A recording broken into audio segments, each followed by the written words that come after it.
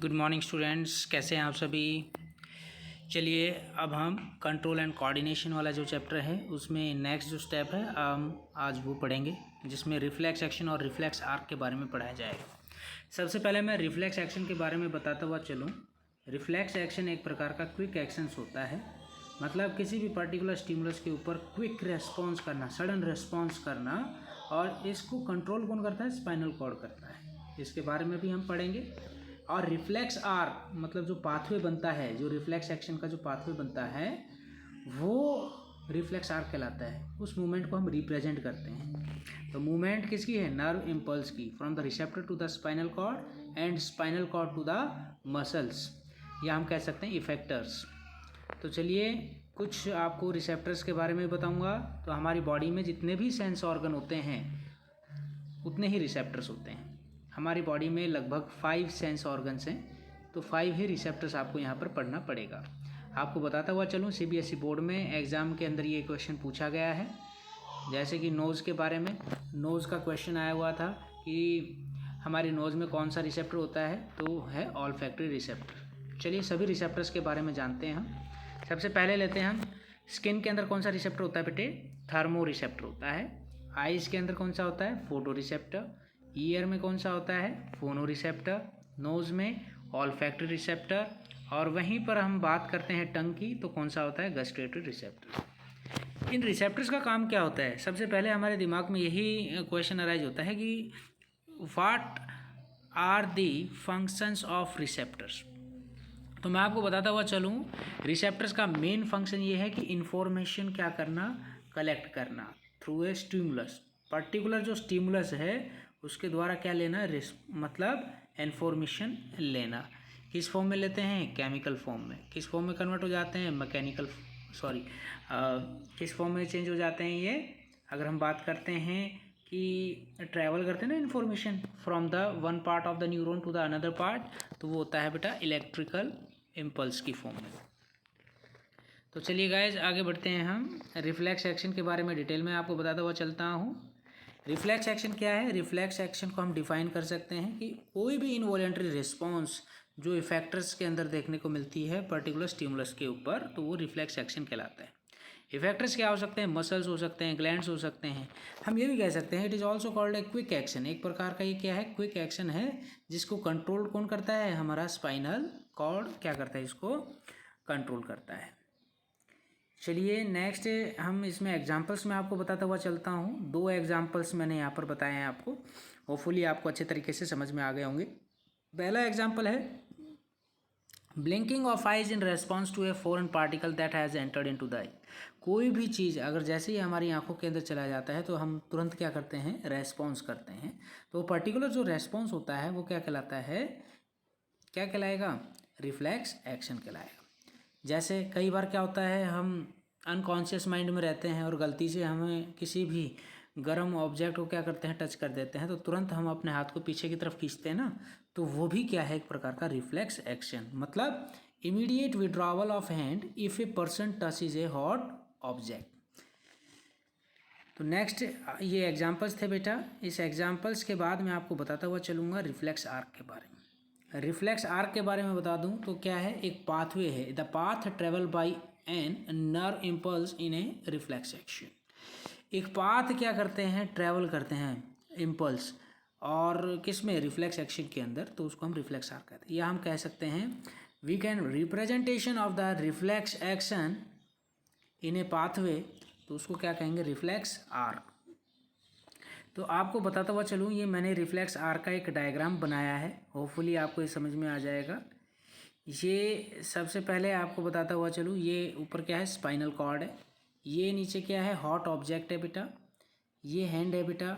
जैसे ही हम इसको टच करते हैं, गलती से हाथ लग जाता है इसके अंदर, तो इसके हमारे स्किन के अंदर कौन सा रिसेप्टर होता है? थर्मो रिसेप्टर होता है, जो हीट और कोल्ड के बारे में क्या करता है? हमें बताता है, जो हमें हीट और कोल्ड के बारे में बताता है।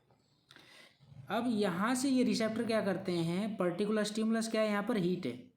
स्टिमुलस क्या है? हीट है। रिसेप्टर क्या करता है? रिसीव कर रहे हैं। किस फॉर्म में?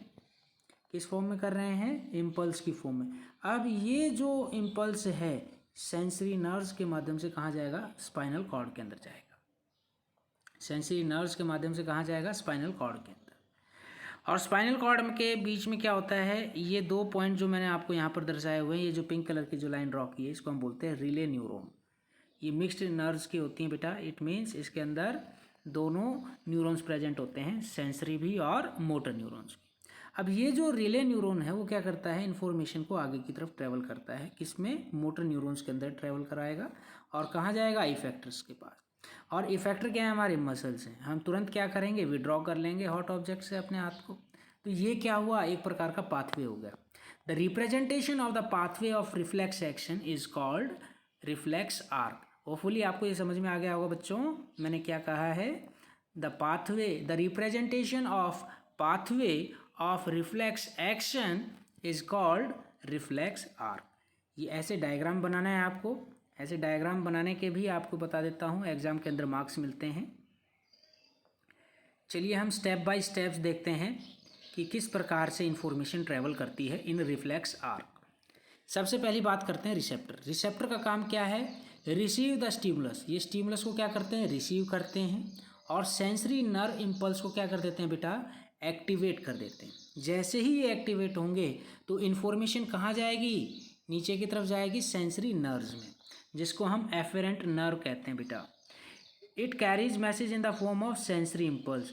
अब मैं बताता हुआ चलूँ कि सेंसरी नर्व्स के अंदर जो मैसेज जो कैरी होगा वो सेंसरी इम्पल्स की फॉर्म में होगा, मतलब नर्व इम्पल्स। और कहाँ जाएगा? स्पाइनल कॉर्ड के अंदर।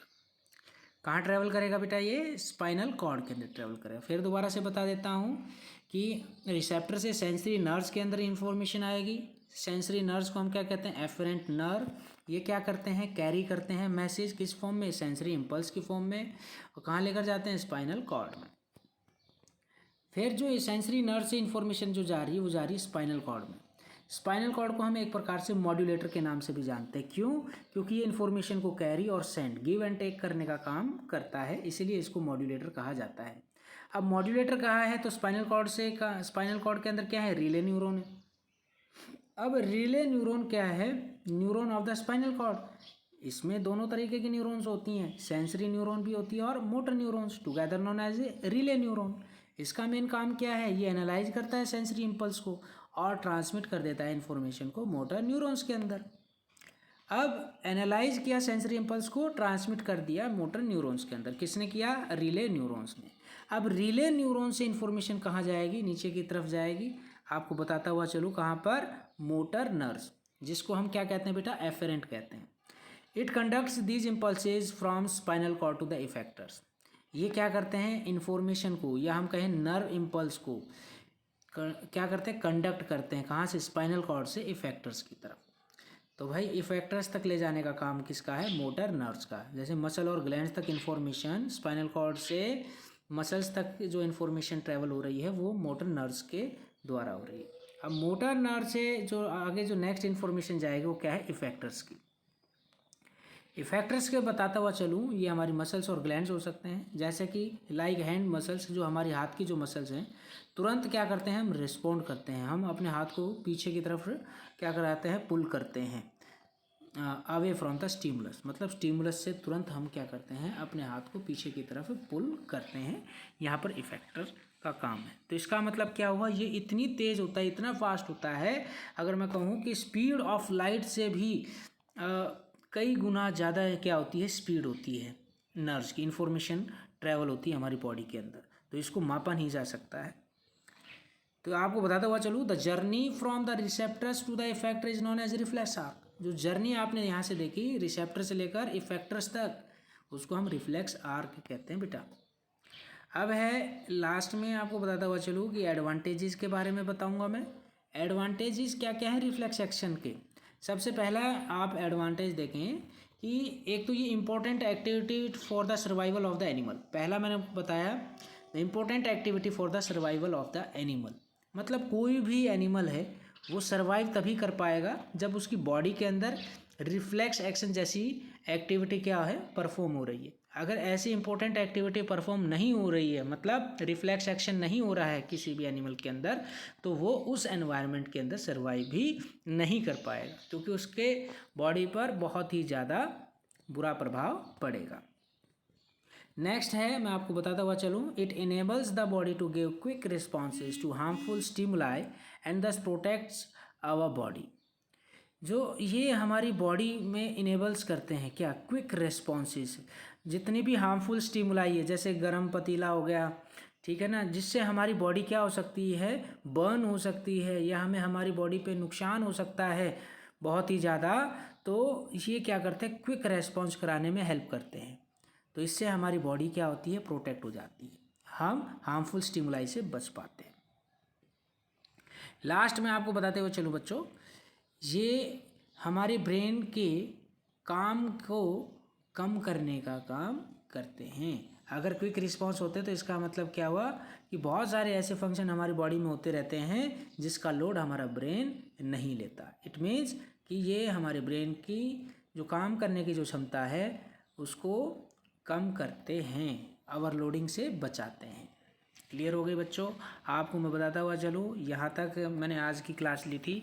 और दूसरा, जिन बच्चों ने मेरा चैनल लाइक और सब्सक्राइब नहीं किया है, मेरे चैनल को लाइक भी करें और सब्सक्राइब भी करें, ताकि आपके लिए रेगुलर ऐसे ही वीडियोज़ में बनाता रहूँ। आपका दिन मंगलमय हो। आपसे फिर मुलाकात होगी। धन्यवाद। जय हिंद, जय भारत।